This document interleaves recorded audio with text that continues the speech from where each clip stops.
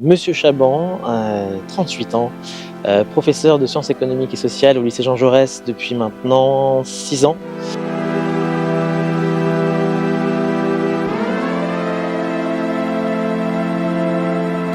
L'idée est venue après une première expérience professionnelle au cours de laquelle je me suis demandé vraiment à quoi je servais, comment je pouvais être utile. Et après avoir réfléchi un petit peu aux différentes options, je me suis dit que l'enseignement était probablement la plus adaptée, celle où je pouvais être le plus utile, le plus efficace. Ça m'est arrivé un peu tard parce que je faisais autre chose avant. J'étais assistant de programmation dans la distribution de films indépendants.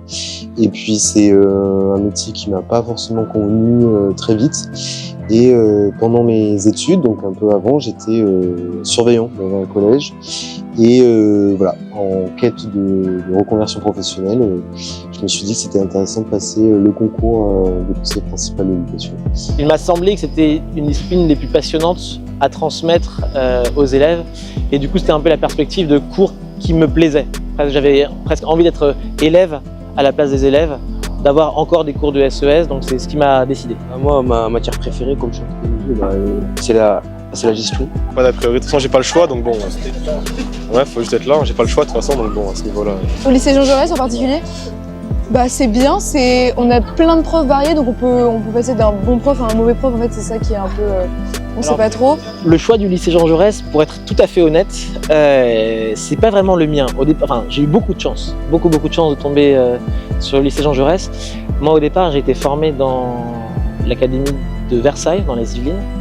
Et j'ai demandé à venir travailler en Seine-Saint-Denis et je suis tombé. Ensuite, c'est le hasard des affectations. Je suis tombé sur le lycée Jean Jaurès de Montreuil et j'ai eu vraiment beaucoup de chance. Je pense que je n'aurais pas pu mieux tomber. Jean Jaurès, c'est plutôt un bon exemple de diversité, hein, on va pas se mentir, il y a clairement de tout. Plus sincère, on va dire, plus direct, je sais pas, mais enfin, c'est naturel aussi pour nous, on va dire. Moi j'ai grandi en banlieue, lui oui, aussi. bien sûr, Et le truc c'est quoi, c'est que moi je vois la différence. Tu sais, dans ce lycée Jean Jaurès, dans d'autres établissements, il y a une grosse mixité, diversité, mais énorme. Les gens qui sont un peu plus aisés et les gens qui habitent en banlieue, ils se mélangent. Alors que dans certains établissements ou dans certains lycées, c'est pas ça. Et j'ai vu ces choses-là. Et c'est pour ça que le lycée Jean Jaurès, c'est quelque chose.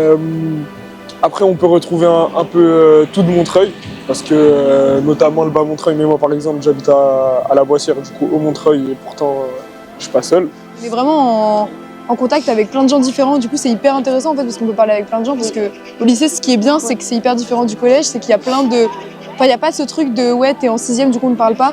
C'est vraiment genre tout le monde parle avec tout le monde, et du coup c'est hyper intéressant parce qu'on s'en fout de en quelle classe t'es, genre juste t'apprends des trucs et c'est trop bien. En plus, vu qu'ici il y a des prépas, des classes techno et tout, ça ouvre à plein de trucs, plein de...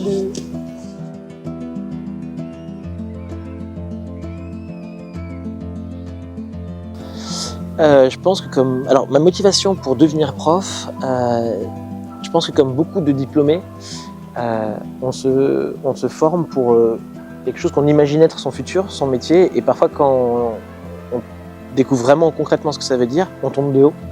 On peut même finir par être dégoûté, on peut finir parfois en burn-out. Moi c'est plus qu'au bout d'un moment je comprenais pas pourquoi j'allais au boulot, à quoi ça servait. Moi c'était un métier où le contexte politique avait des conséquences concrètes sur ce qu'on faisait, sur les budgets qu'on avait, sur les missions, et au bout d'un moment je me suis dit mais en fait je ne comprends pas pourquoi je fais ça.